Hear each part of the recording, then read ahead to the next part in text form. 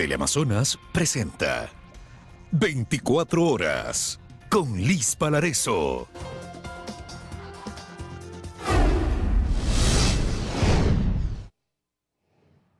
Empezamos con el desarrollo de la información. El presidente Guillermo Lasso recibió una comitiva de senadores estadounidenses y entre los temas abordados constan el cuidado del medio ambiente y las relaciones comerciales entre ambas naciones. Belén Merizalde está en el Palacio de Gobierno y nos cuenta qué otros temas trataron. Hola, Belén.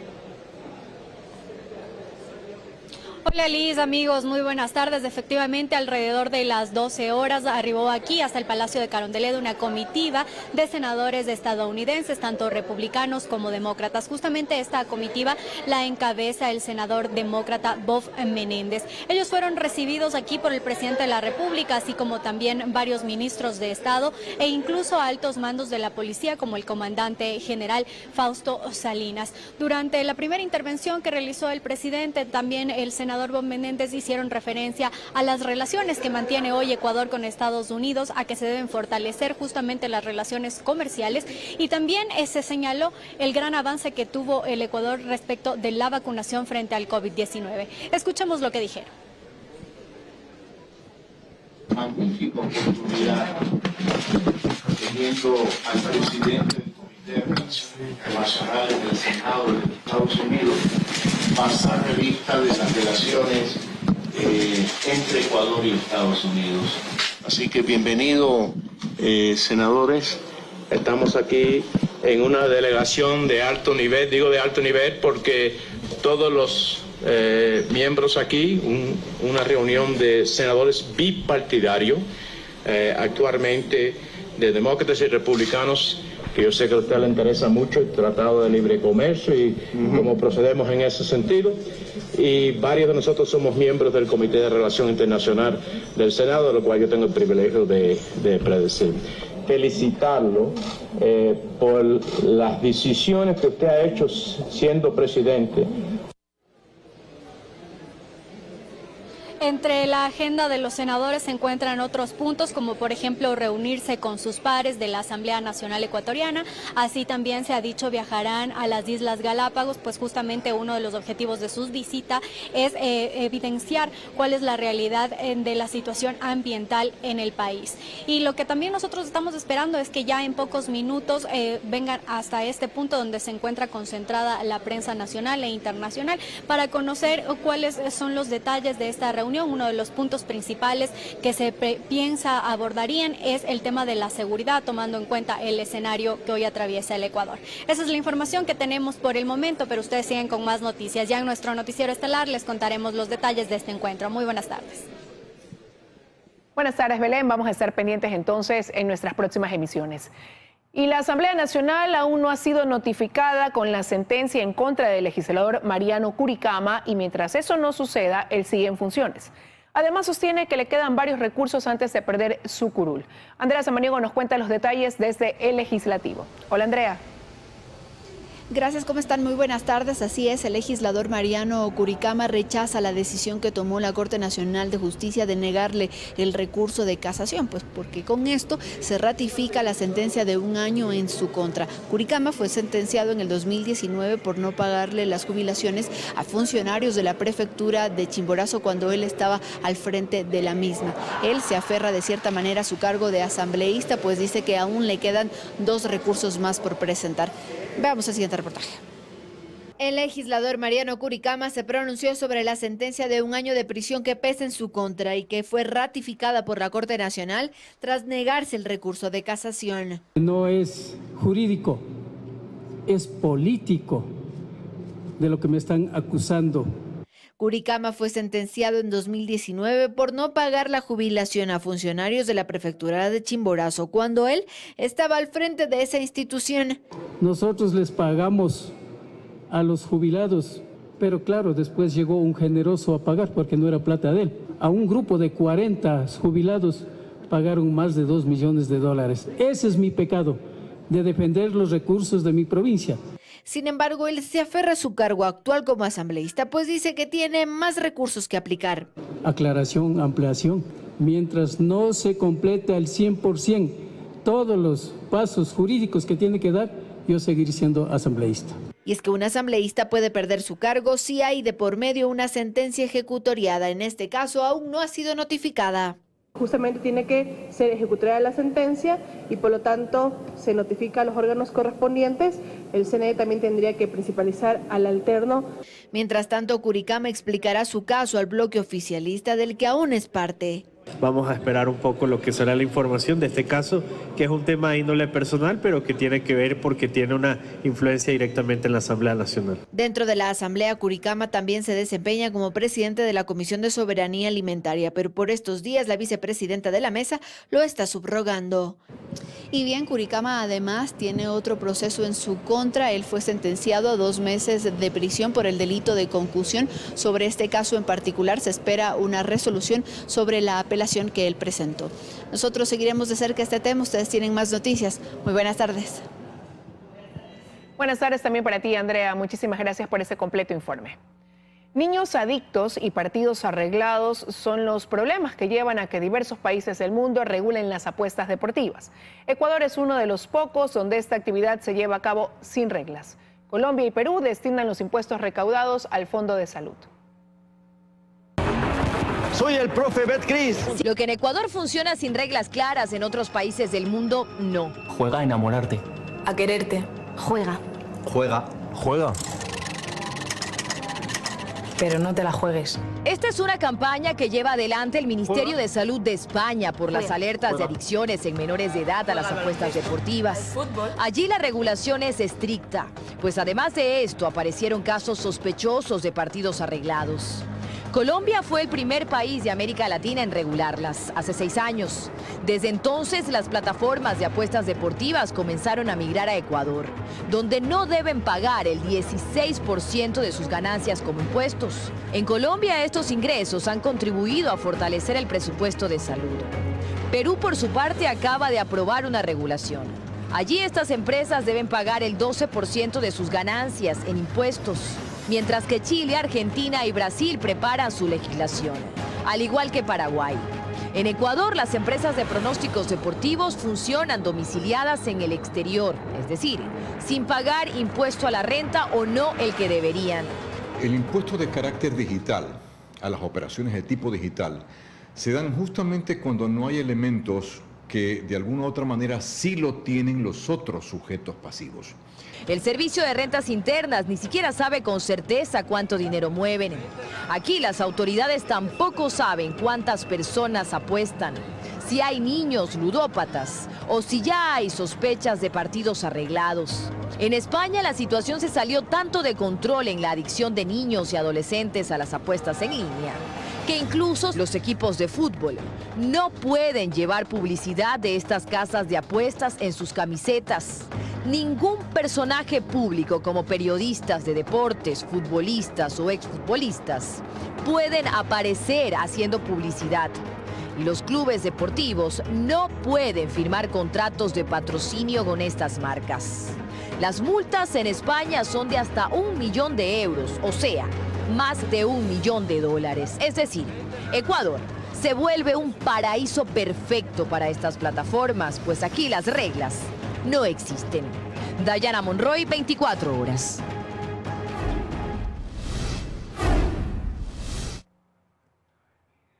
Los viajes de ecuatorianos a Colombia aumentaron en al menos 6 veces en el último año. El diferencial cambiario entre el peso colombiano y el dólar hace que el país vecino se torne más atractivo para las compras de los ecuatorianos.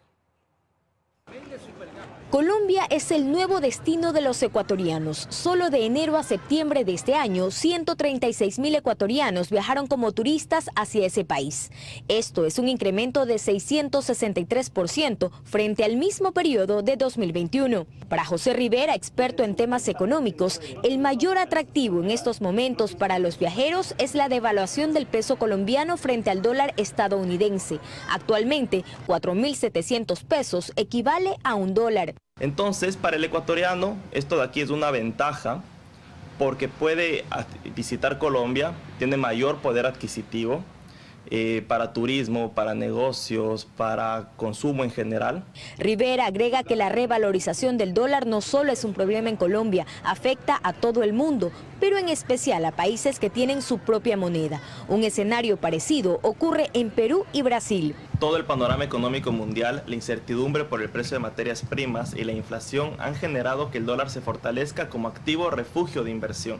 Los ecuatorianos prefieren vuelos a ciudades como Medellín, Bogotá y Cartagena. Ahí una noche en un hotel de 4 estrellas se consigue en $30, un almuerzo desde $1 y la carrera mínima de taxi está en $1.50. Pero no solo se viaja por turismo, hay quienes llegan a Colombia para hacer compras pensando que es barato. Entonces, un computador que antes valía 2 millones de pesos, hoy vale 2.500.000 pesos.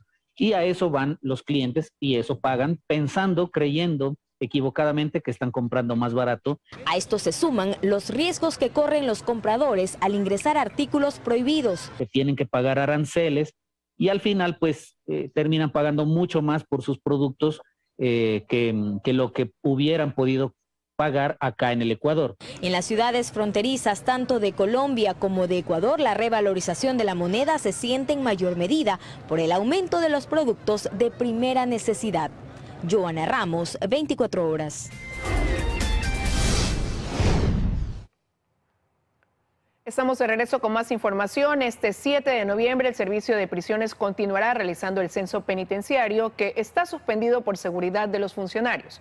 Paul Cuello nos cuenta los detalles desde la cárcel 3 de El Inca en Quito. Hola Paul, te escuchamos.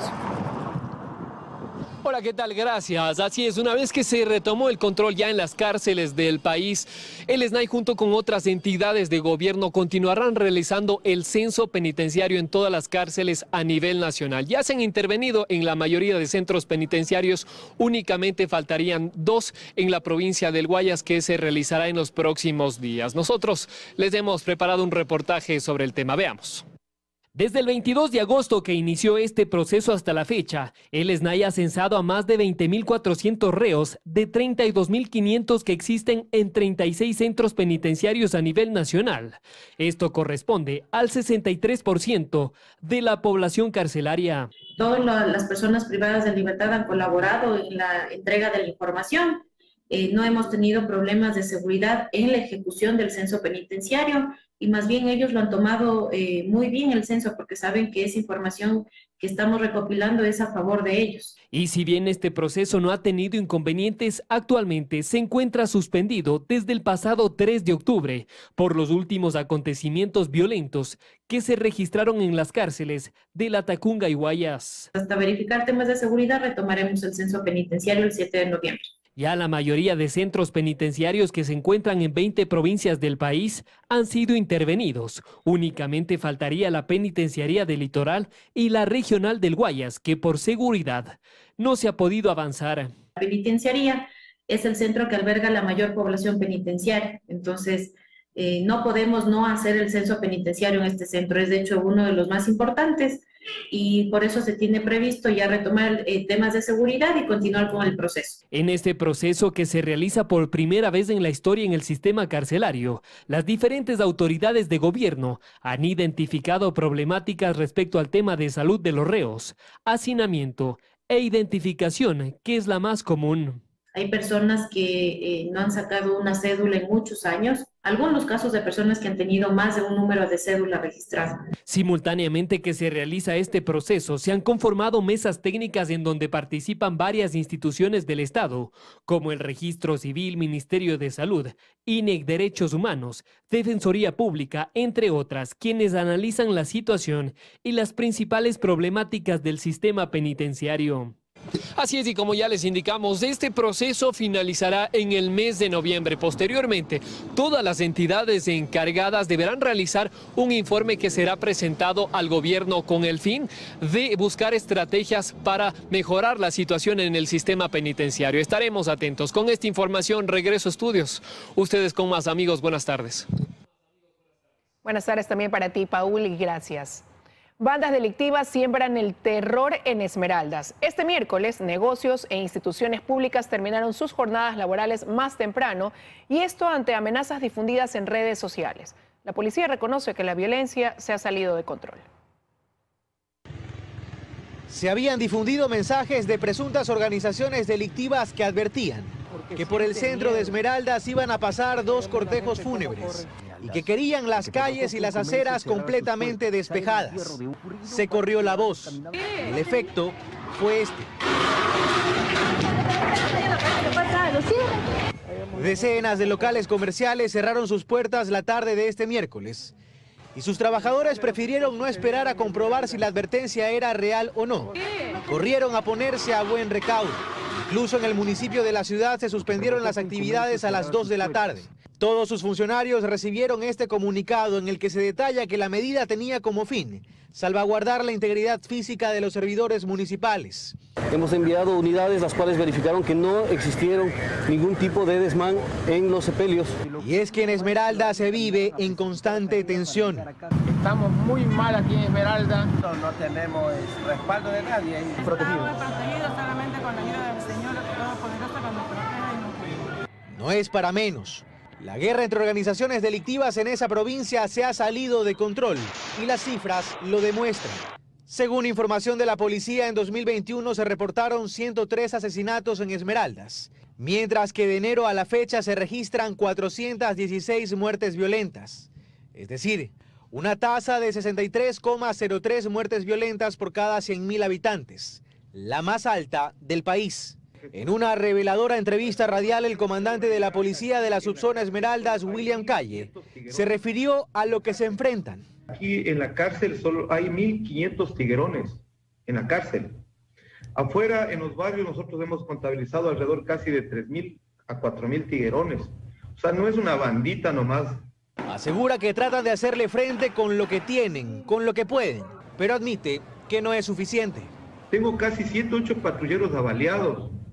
Me avaliaron hasta el carro que lleva los cadáveres, tiene 15 impactos de bala. Es por eso que incluso hasta están mejor armados que nosotros, tienen fusiles. Y nosotros incluso estamos pidiendo aquí que nos manden fusiles, porque los policías que nosotros vamos allá tenemos una pistola, ellos tienen fusiles. En junio pasado, Esmeraldas fue declarada zona especial de seguridad, con el fin de reforzar la presencia policial y militar en esta provincia fronteriza, que pese a eso, continúa arrinconada por el narcotráfico, las extorsiones y las muertes violentas. Carlos Acoto, 24 horas. 2 personas acusadas del delito de peculado fueron aprehendidas en operativos realizados en Guayaquil y Manta. Uno de ellos es funcionario del Hospital IES Ceibos del puerto principal. A los detenidos se les adjudicó un contrato por $500,000 que no se realizó en esta casa de salud. Incluso ya habían recibido un anticipo de $290,000. Los mismos que venían siendo investigados por un presunto delito de peculado, hecho suscitado en el Hospital Los Ceibos, un proceso de contratación realizado en el año 2019 y que tiene como referencia o como objeto de contratación el mantenimiento de equipos informáticos de dicha institución. Existen más personas involucradas, las cuales ya vienen siendo procesadas en otros procesos y que se encuentran con medidas ya de arresto domiciliario.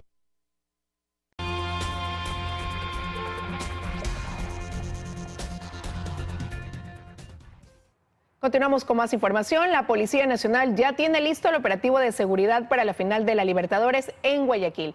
10.000 servidores policiales han sido asignados.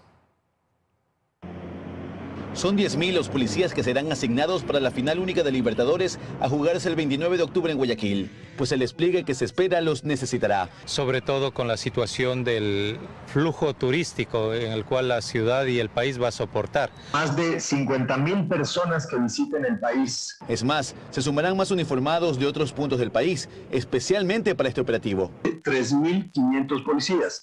A esto la disposición del señor presidente ha sido que se sumen más o menos 500 miembros de Fuerzas Armadas, por lo tanto 4.000 funcionarios. Nuestro operativo empieza ya desde el 24 al 31 de octubre. La policía asegura que se ha trabajado al menos 5 meses para organizar este operativo de seguridad y se han mantenido al menos 10 reuniones con Conmebol. Días antes del partido con la hinchada brasileña ya presente en Guayaquil, la policía se concentrará en 3 distritos, donde hay la mayor cantidad de movimiento comercial, gastronómico y hotelero. Vigilancia constante en los hoteles y todo eso. De los 3 distritos que son los más involucrados, que son 9 de octubre, Modelo y Florida. Mientras que el 29 de octubre, día del partido, los esfuerzos se concentrarán en las inmediaciones del Estadio Monumental, donde el operativo arrancará a las 6 de la mañana. El día del partido tenemos dos servicios importantes. Un servicio preliminar que empezamos con todas las instituciones a las 6 de la mañana hasta las 10 de la mañana. Luego el servicio principal que empieza desde las 10 de la mañana, previo a que a las 11 de la mañana se abren las puertas. Toda esta zona estará vallada desde el mismo día viernes. Tenemos 3 anillos de seguridad. Están focalizados cada 500 metros hacia el centro del estadio.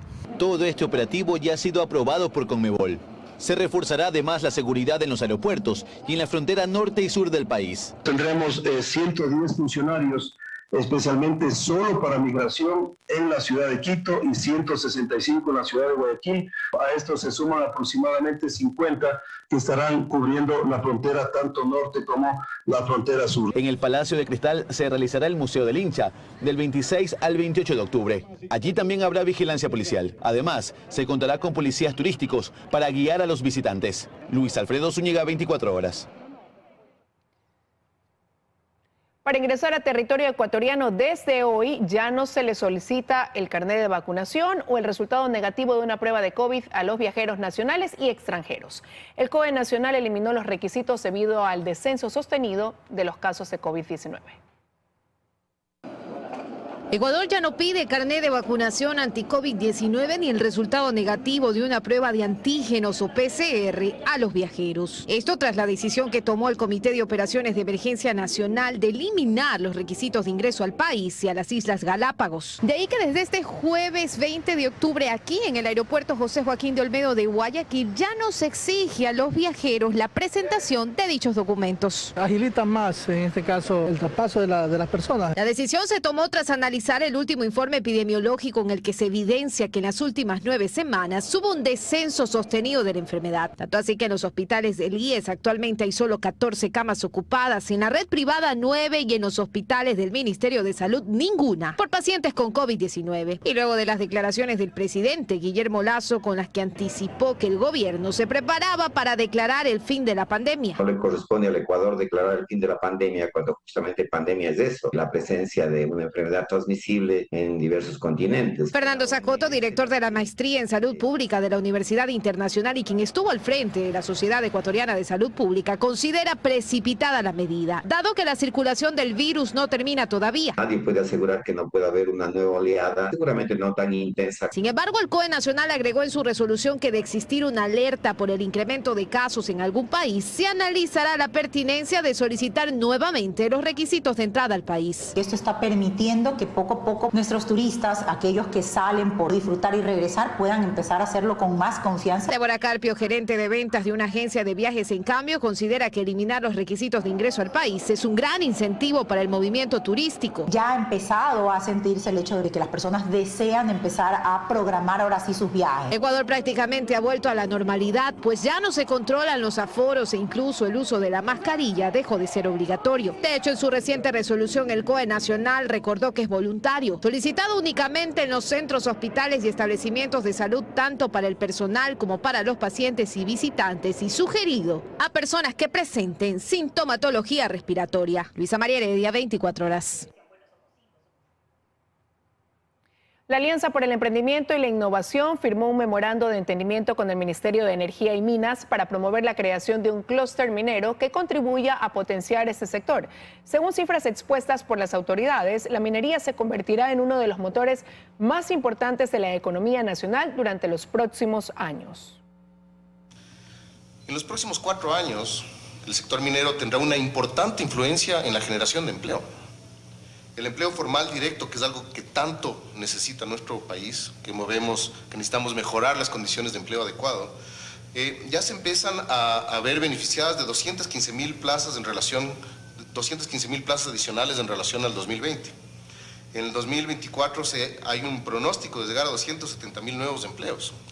Al 2025 estaremos bordeando los 4.000 millones de dólares, ¿sí?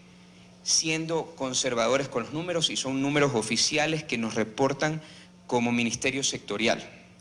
Pero lo más importante que quiero que se lleven es que en el 2030 estaremos sobre los 9.000 millones, lo cual solamente nos va a poner a competir con el petróleo. Y en ese momento empezaremos a hablar de que si Ecuador es un país petrolero o un país minero.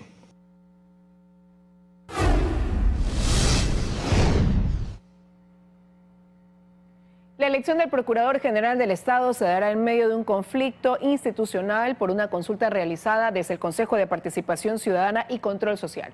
A esta hora, Daniela Valencia nos da más detalles. Hola, Daniela, buenas tardes. Buenas tardes, compañeras en estudio, amigos televidentes. Efectivamente, un nuevo conflicto al interior del Consejo de Participación Ciudadana y Control Social opaca el proceso de selección del Procurador General del Estado, que ya está en su recta final, pues en este momento se están escuchando los planes de trabajo de los 3 candidatos a este cargo.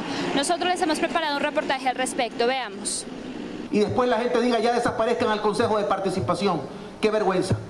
Fue la respuesta que desde la presidencia del Consejo de Participación Ciudadana y Control Social se dio al caos desarrollado minutos antes de escuchar en audiencia pública a los candidatos a ocupar el cargo de Procurador General del Estado. La molestia y señalamientos entre los miembros de este organismo se dio por la aprobación para hacer una consulta a la Procuraduría respecto a los derechos políticos de los consejeros que han sido calificados como candidatos a la reelección. Entre gallos y medianoche el día de ayer, 4 consejeros alineados con el gobierno nacional tomaron la resolución de consultar al próximo Procurador General del Estado si es factible que, siendo candidatos al CPCCS, se les pueda enjuiciar políticamente. Y a mí me parece inmoral, antiético esta resolución. Entonces aquí se genera un claro conflicto de interés de quienes son candidatos al Consejo de Participación Ciudadana a la reelección y que están siendo en medio de parte de un juicio político. De los 7 consejeros, 5 se han postulado para la reelección. Los únicos que no están en este proceso son el presidente Hernán Ulloa y la consejera Sofía Almeida. Algunos consejeros reconocieron que sería importante realizar este tipo de consulta a los candidatos. Consultar no es ningún pecado. Vamos a consultar a quien ejercerá las funciones de abogado del Estado para conocer si un enjuiciamiento político es o no una vulneración a nuestro derecho de participar. Todo este conflicto retrasó por un par de horas la exposición de los planes de trabajo de los 3 candidatos al cargo de Procurador General del Estado: Juan Izquierdo, Yolanda Salgado y Juan Larrea Valencia. Esto aquí es tan importante porque es un registro público de las actividades que se compromete la persona designada para que el día de mañana se someta a la rendición de cuentas ante la ciudadanía. El Procurador General del Estado, Íñigo Salvador, está prorrogado en funciones desde el 31 de julio de este año. Luego de que se escuchen los planes de trabajo de estos 3 candidatos al cargo de Procurador General del Estado, el Consejo de Participación Ciudadana y Control Social tiene hasta 24 horas para poder elegir a esta autoridad. Es lo que les podemos compartir al momento. Regresamos con ustedes a estudios. Una excelente tarde. Igual para ti, Daniela, muchísimas gracias. Con esta información vamos a hacer una pausa, pero enseguida regresamos con más.